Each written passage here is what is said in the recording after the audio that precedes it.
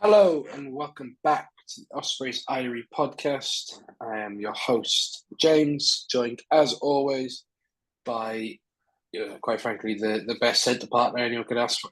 Bishop and Ashley Beck here. It is Iestyn. How are we, Iestyn? That is a big compliment, and I'm very happy to take it. So thank you. Yeah, I'm all good. Um, it's very short time for me this evening, but we've got enough to rattle through anyway.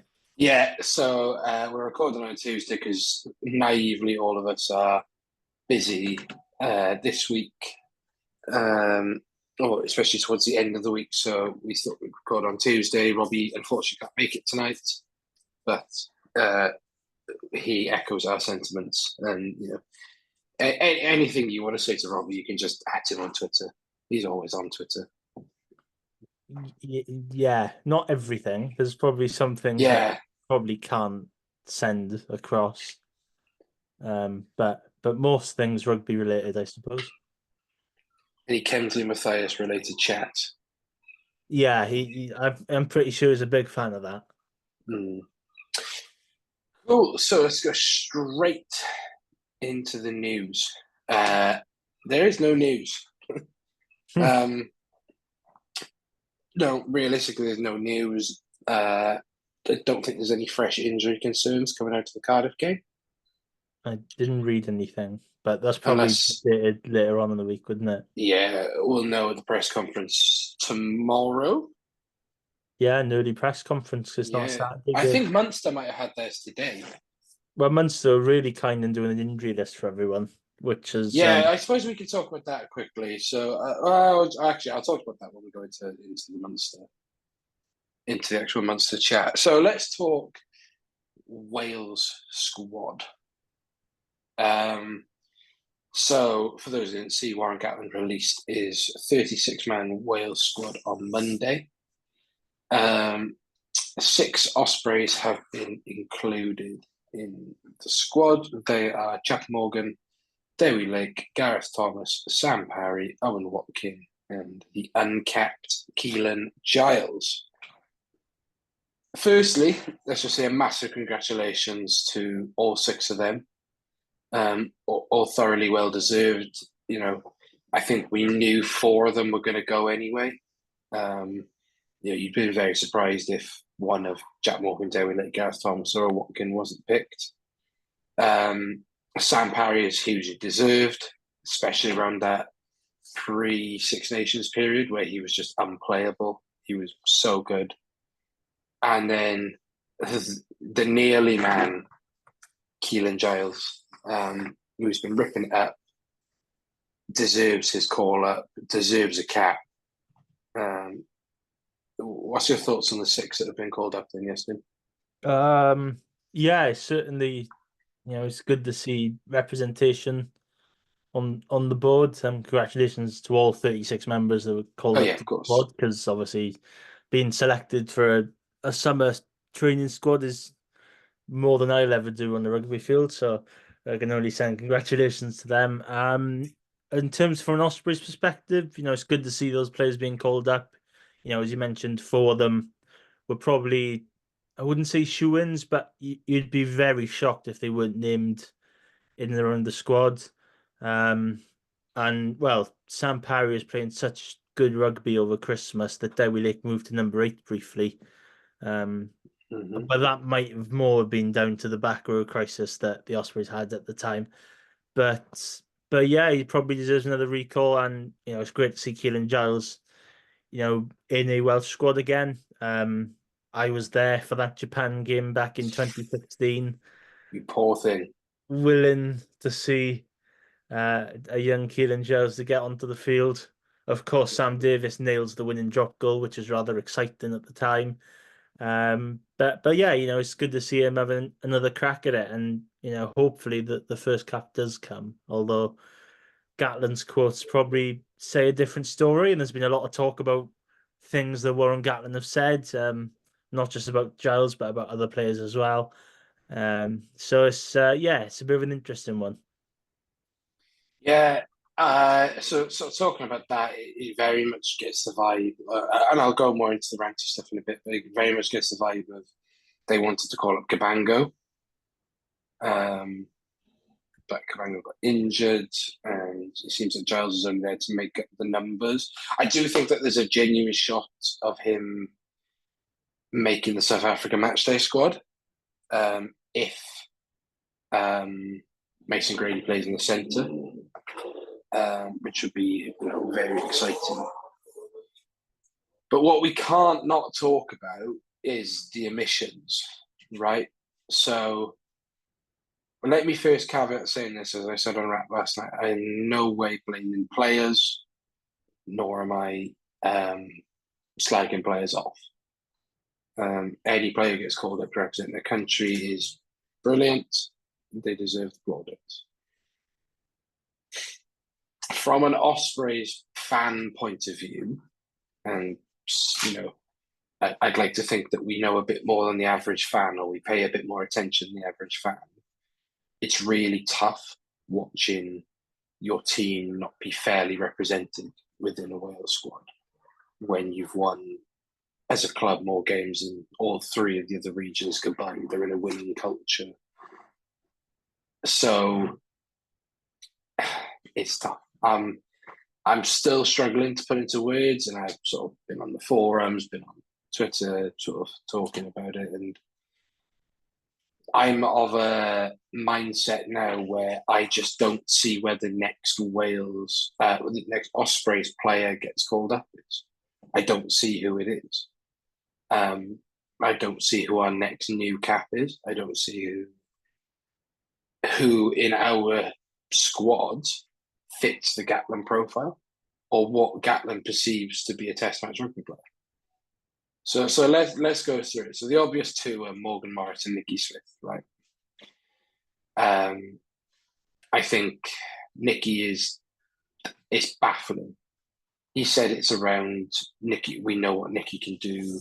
He's just got to keep working. We want to look at other people, and that's fair enough. Like, I don't mind that. If he wants to look at Kemsley Mathias, that's absolutely fine. But you cannot ignore statistics. And I am fully aware that Kemsley Mathias is a very good carry and prop, very good ball carrier, but is also the most penalised player, not just prop, player in the URC. He, for me, as a prop myself, is not a good scrummager. So yeah, what are your thoughts on the Nicky Smith omission? Yes. I think especially with Gatland, of what he said about maybe having a look at other players. If that was him maybe giving Nicky Smith the summer off or a rest for a period of time, you could argue fair enough. You can see why he's doing that. He wants to look at other props like Kemsley Mathias.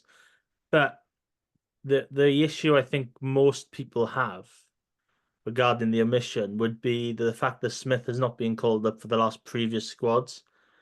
He wasn't in the. I can't remember if he was in the Six Nations. I don't think he featured. And his last game for Wales would have been against Portugal, I believe, in the World Cup, or Georgia in the World Cup. And you look at it from that perspective, you're thinking, how long is a break from the national setup to look at other players? Surely not. You've got to go through the entire Six Nations campaign and the summer tour to look at what Kemsley Mathias is. That's maybe just the summer and maybe have Smith in the Six Nations, fair enough. But just for me, it seems that the quote's off a little bit regarding how two international squads and he hasn't been picked. Yeah, Gatland is still saying, "Oh, we're gonna have a look at this player or that player," and something like that. So it's tough to take for him. Probably makes sense on why the move to Leicester next season is really, really happening, as the fact that he's not been named in the squad. And it just for the player, for Nicky Smith, I hope it goes well. But I hope it goes well for the younger players as well, because they've received a lot of criticism yes, stats are out there. The fact that Nicky Smith's only given away 9 penalties this season. Obviously, Matthias has given away 23 in the URC. But, regardless of who, they shouldn't get criticised for giving away penalties, I suppose. But it just feels like the quote itself just feels a bit off for me. Yeah, and that's the theme going throughout. So then we move on to Morgan Morris, who, in a way, I get, having sort of spent time on Twitter talking to those people. I get that he's not going to upseat Wainwright, who's proven on the test arena that he's capable of being a very good 8. He clearly isn't the genetic freak that Mackenzie Martin is, and potentially maybe doesn't have the higher ceiling than Mackenzie Martin. And you've got Jack Morgan then as your third choice cover, as well as Taylor Plumtree, actually. What my issue is again, Gatland skirting around what he wants to say. Don't say his stats what is off the ball work. That's not a stat. That is not a metric you can measure someone. Does that just mean he runs back and forth like Jason Rucks, or does that mean he accelerates quicker on kick? It doesn't mean anything, and it's disingenuous to say his stats in defence, if that's what you call off the ball, are bad, because they're not. They're good. The stats are out there. Harley and Hugh have gone through them. Statistically, he's the best 8 in Wales, or on par with Wainwright at least.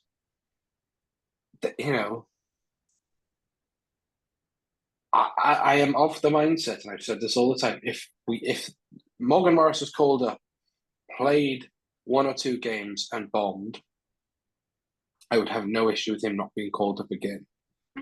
Right? But the system, as Tom Shankland said on Saturday, should be if you are rewarded for regional form with a call up to your national squad. That is the system. That's what it should be. But it's not happening. And I don't. There's not much more else he can do. It's just look, and I've made my bed with it now because it's not happening. It's just not, and it's sad, and all this, and I think as a Ospreys fan group, we just have to keep getting behind the likes of Morgan Morris to keep going, to keep performing. Who are the other omissions from the squad, do you think, that had a genuine chance of getting in? I had one other, and just want to briefly go back on the Morris point for a second. It makes Friday's team talk slightly easier, because maybe if Gatland might have just poked the bear of Nicky Smith, Morgan Morris, they might trot out Friday evening and they might become very, very angry rugby players, which could go well but could go badly at the same time. But one other player that I kind of thought was rather unfortunate was James Ratty. I thought after thinking at the start of the season, thinking, oh, he hasn't really added much value, but I think it's just the consistency throughout Christmas into the new year and then throughout the Six Nations period. You thought, all right, this player has certainly got something about him. And, he's been in Welsh camps before. I think he was called up in the Wayne Pivac. Is that the year before last? And you think, that's a really good time for someone who can play in the second row, can play 6 and 8, stacks of versatility, would be a real good addition to see what he's like. Similarly to Morris, we don't know how these players are going to cope on the international stage without them being tried and tested on the international stage.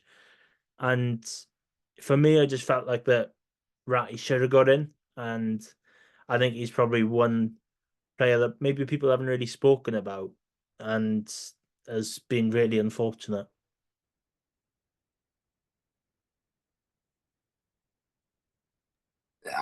For me as well, you've got Ruben Morgan Williams, who consistently has stepped up as a starter. So I get why he's called the Bellis Bevan. He's highlighted his left foot, which is, very handy. We know he likes a left foot kicker. But I don't see what Ellis Bevan brings compared to Ruben Williams personally. I'm just trying to find how tall he is. He's 5'11", so yeah, he's a big guy, 92 kg. So I get he's probably got the size factor as well. Still tough. Dan Edwards, I never thought would make it in, but what's more glaring is Gatland's comments about him 10 than what he wants. So essentially, he wants a big 10. He wants a physically imposing 10. Probably in the same vein as a Farrell or a Pollard type size 10. He's stuck with Costello, obviously, for continuity, but he's earmarked Ben Thomas, who has significantly bulked up, and Jacob Beetham, who, despite never playing 10, they do see as a 10. So, to me, and people have said I'm wrong, to me that says Dan Edwards is not getting called up unless there's a severe crisis.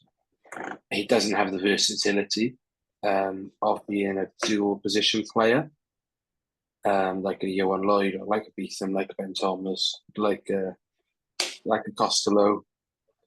So that counts against him.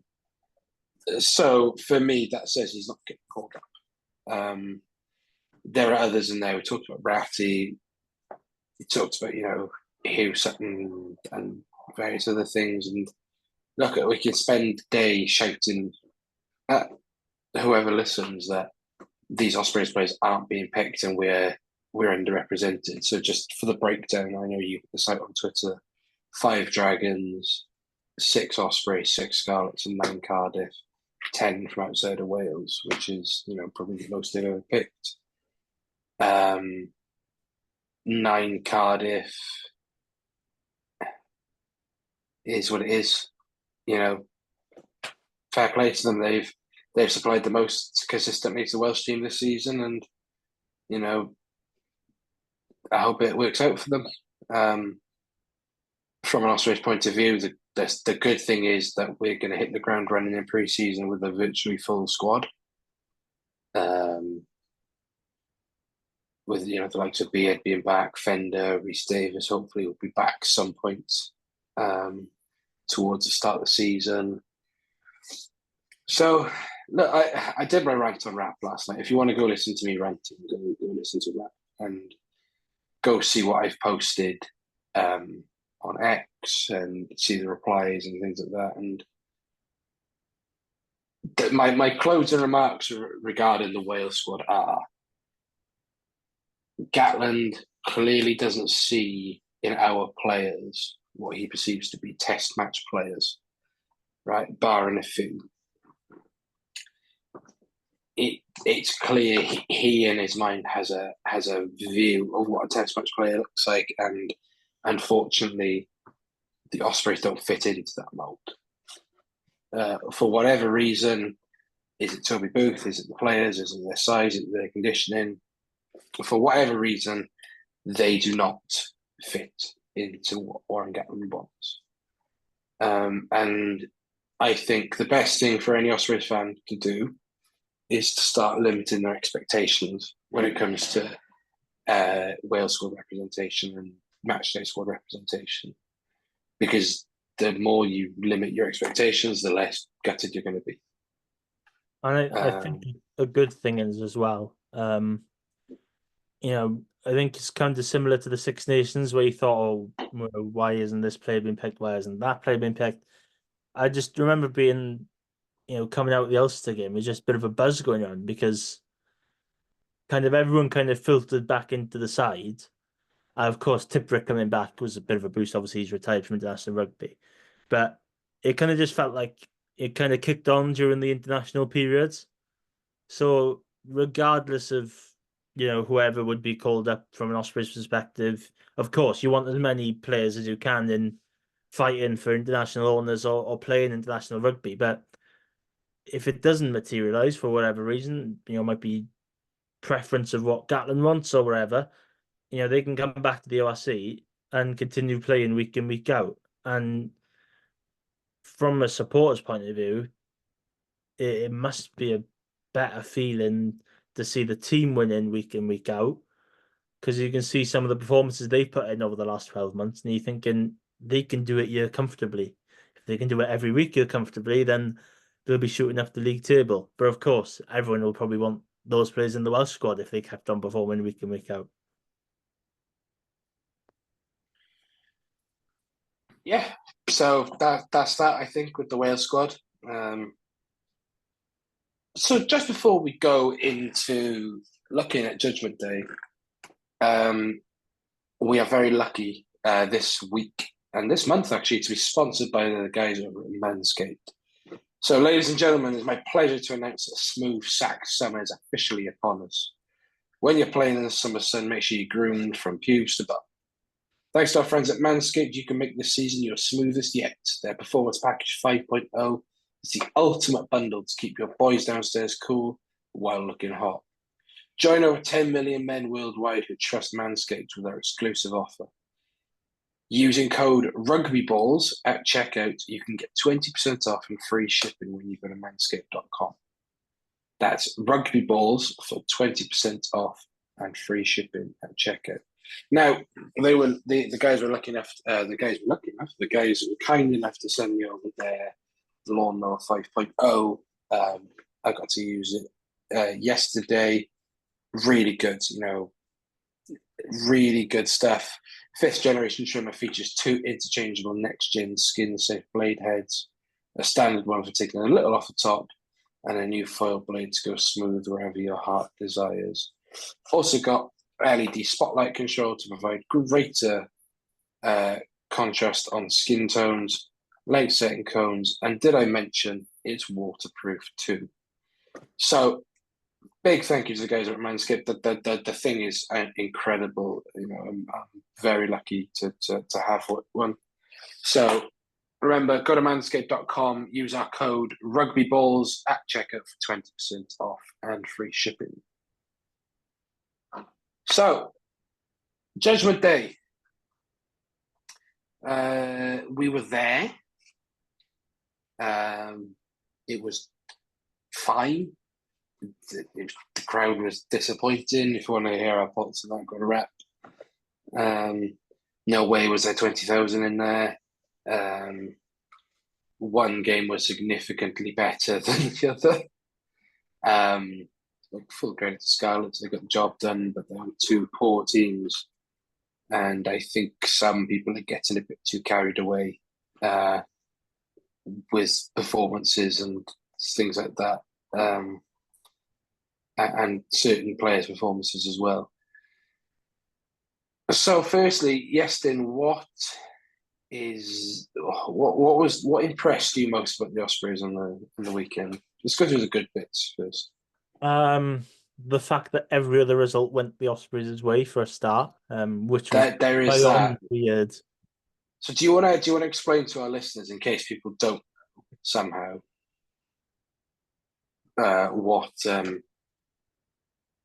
what the permutations were going into Judgement Day?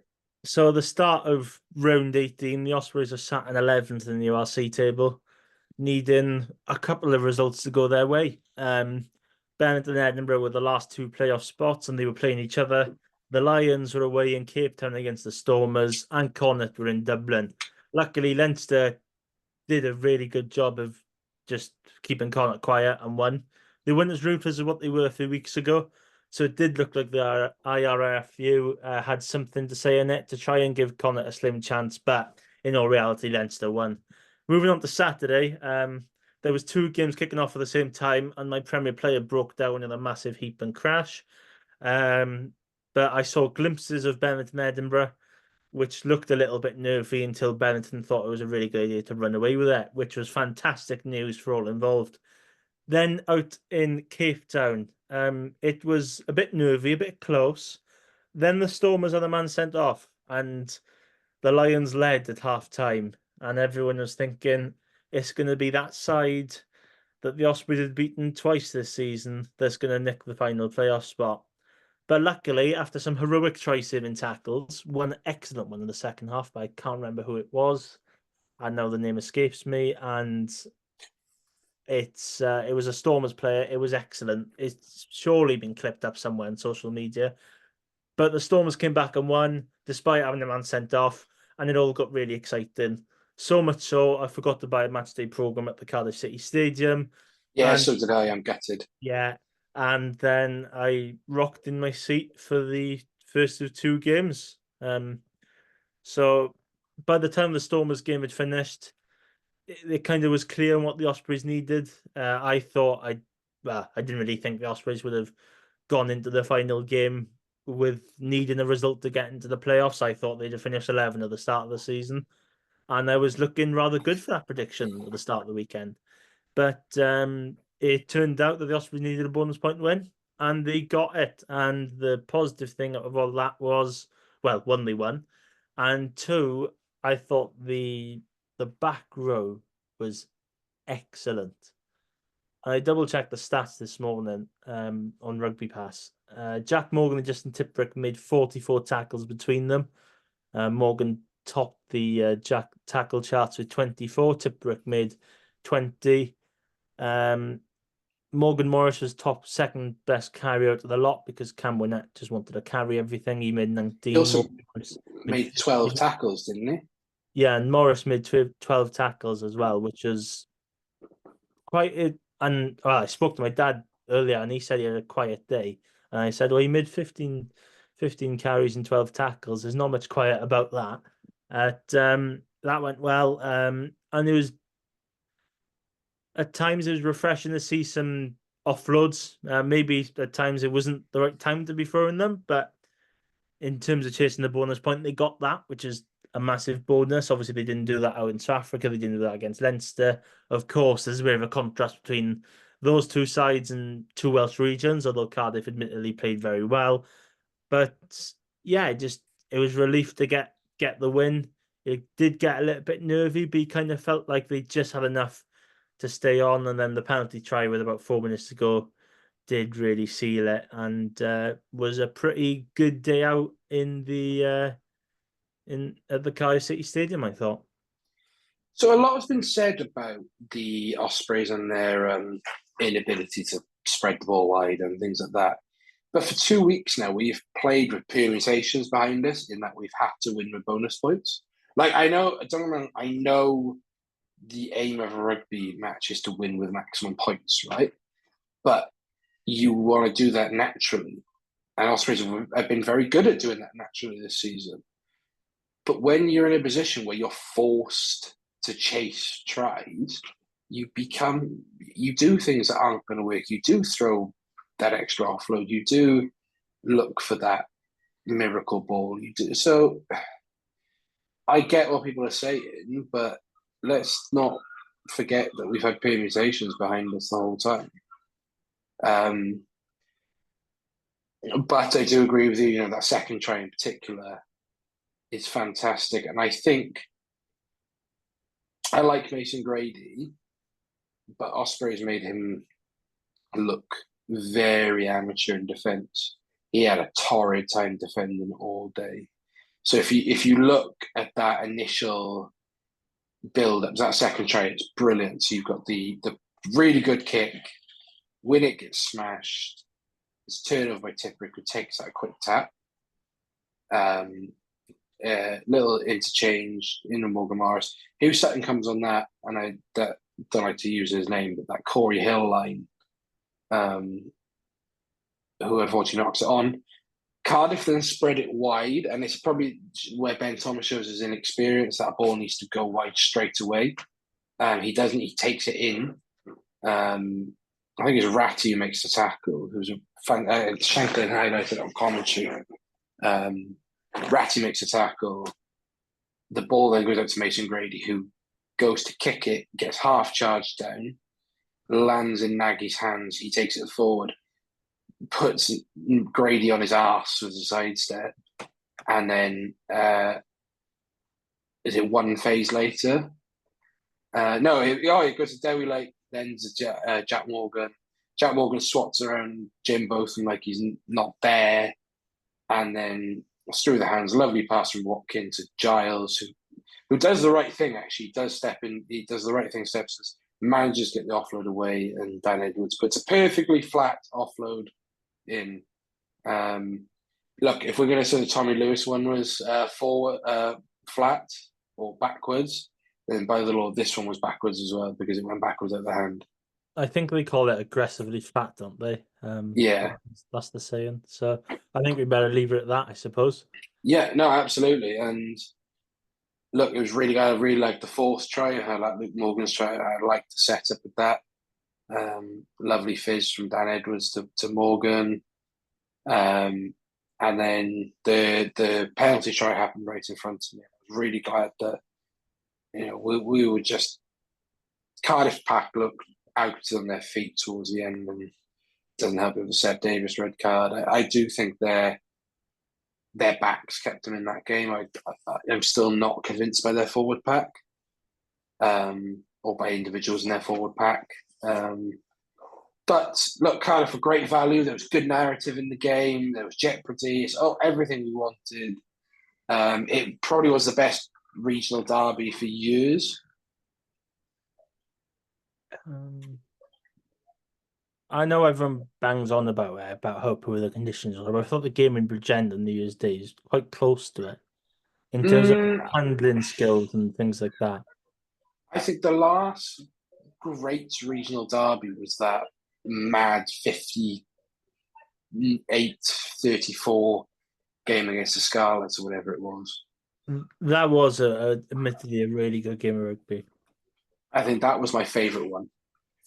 Well, everyone just booed Stephen Mile at the end because they wanted the kick. Yeah, I was chanting, "We want 60." Yeah. But yeah, and the ultimate thing is we qualified for the playoffs. Yeah, you can't really complain. Finish 8th and get we've got another game of rugby.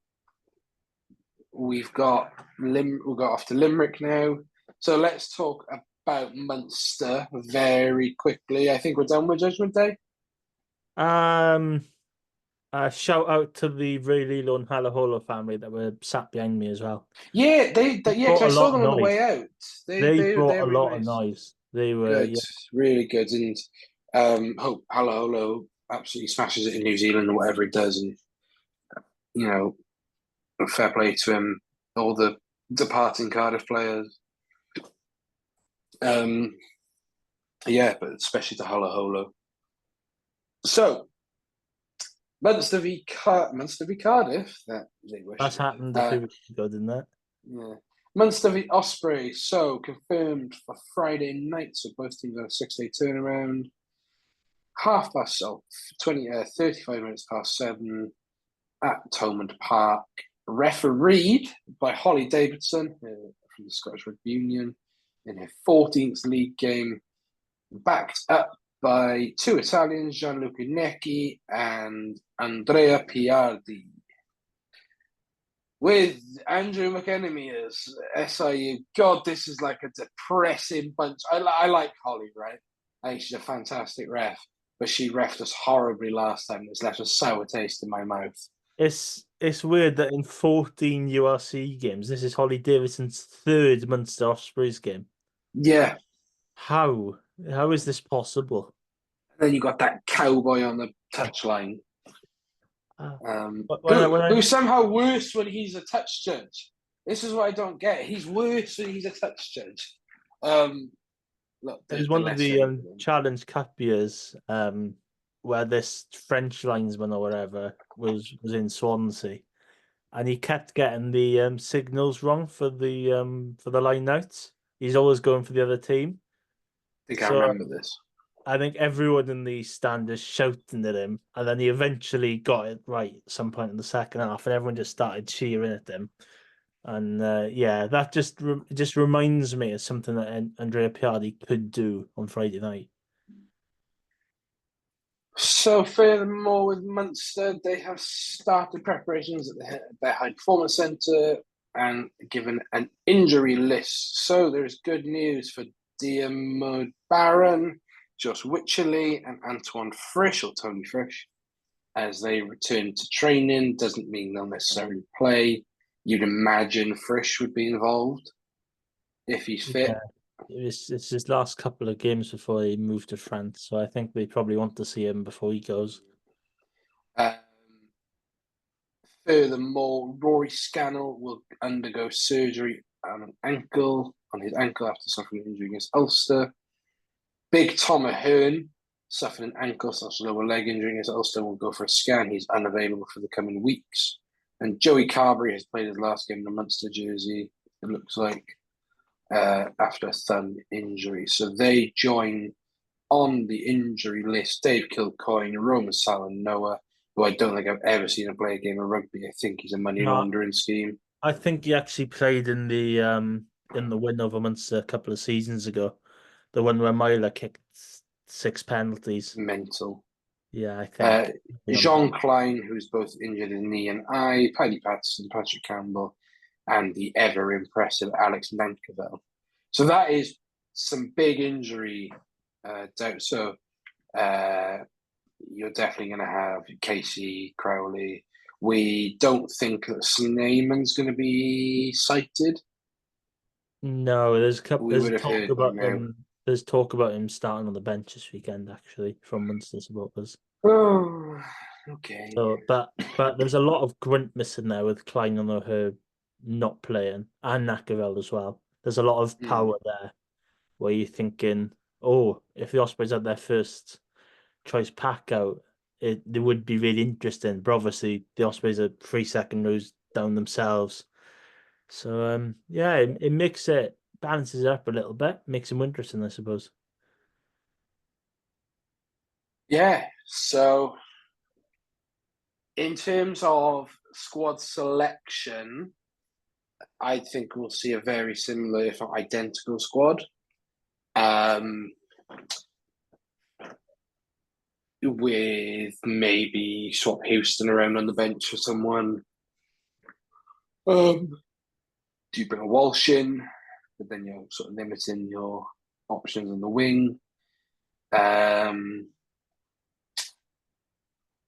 You might swap Nicky and Gareth around, but again, I don't see what you would.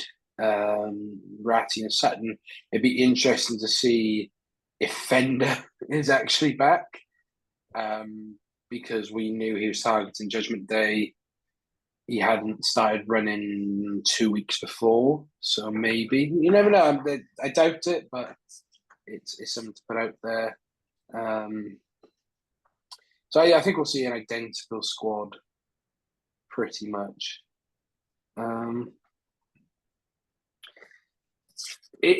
It's a tough one because we are obviously firm underdogs. They are the defending champions. Like, anyone who's saying different is thick.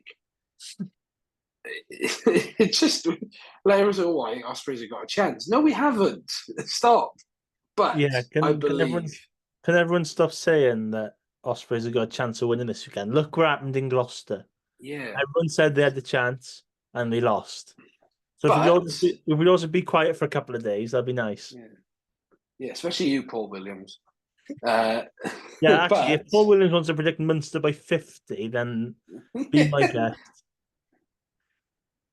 If there's something this squad is good at, it's finding a way. Right, and it's cliche and everyone's sick of it, and the guys have dropped there. Everyone still hates the Ospreys, even though they liked us for 5 minutes.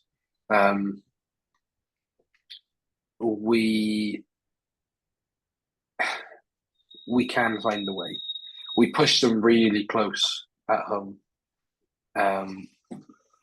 We tried to overplay, which resulted in 2 interceptions and a freak kick down the line.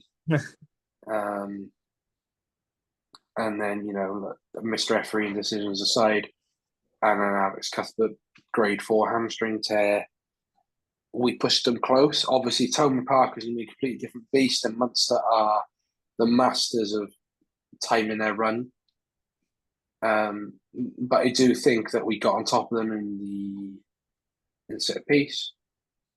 I think there are options, not options, there are definite ways in which we can get at this Munster team. And if we just keep the scoreboard ticking over, we have a chance, I think. Do you agree, or do you think that there's no chance at all and we should just stop trying? Well, I convinced myself there's a little bit of a chance, but I spoke to my dad earlier and he said Munster are going to win by about 40 odd points. So it hasn't filled me with much optimism. But like you said, nobody gave them a chance of reaching the playoffs. 5%, 2%, whatever.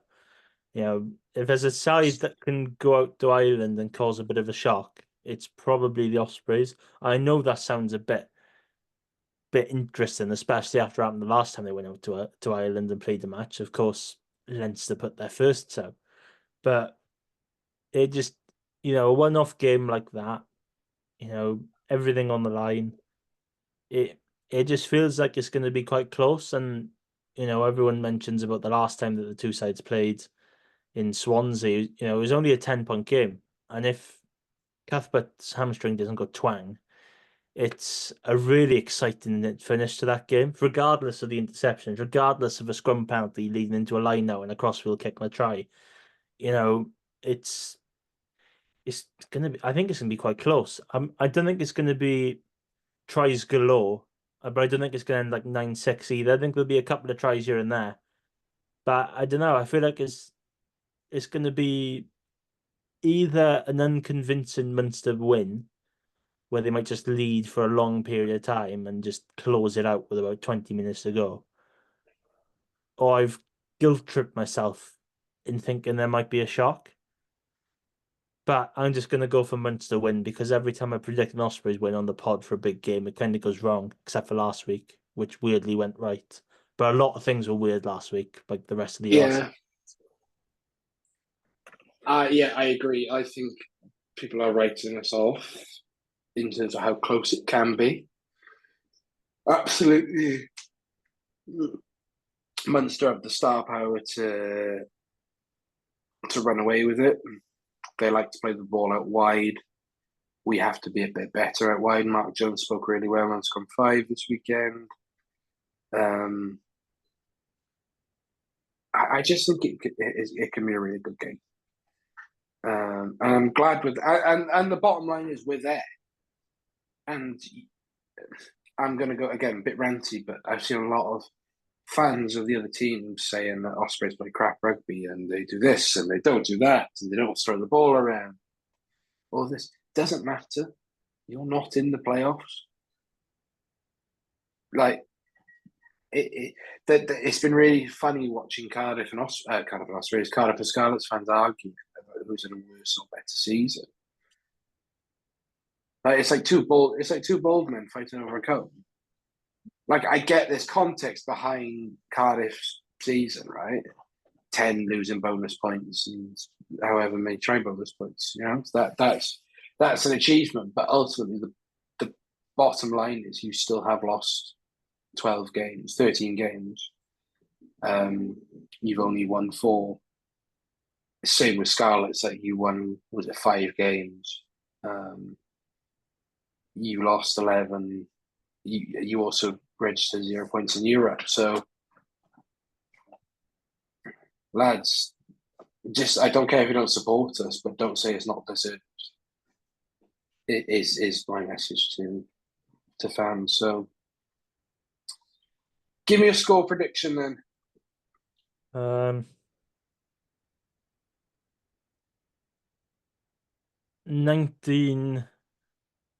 19-14 to Munster. I think we'll just put that. I'm going to be an optimist. I'll say 20 points to 17 to the Ospreys. As long as it doesn't end in a painful knock-on where Josh Matavesi scores the winner, Yeah. Anything other than that is a positive. The Ospreys could lose 58-3 again, and it's still a positive than knocking it on and scoring in the red, only to go back for the said knock-on. Yeah, to be fair, the bar is pretty low. We only have to score more than 3 points. Yeah, well, if Hugh Sutton could do an interception again, then probably Yeah, would make it all right, to be fair. yeah, I suppose. So I think that's it. It's a short one tonight because Iestyn's got stuff to get to. That's it. Like either next week we're going to be previewing Glasgow Stormers. I believe it would be Glasgow Stormers, wouldn't it? Yeah, that's the Yeah. semi-final.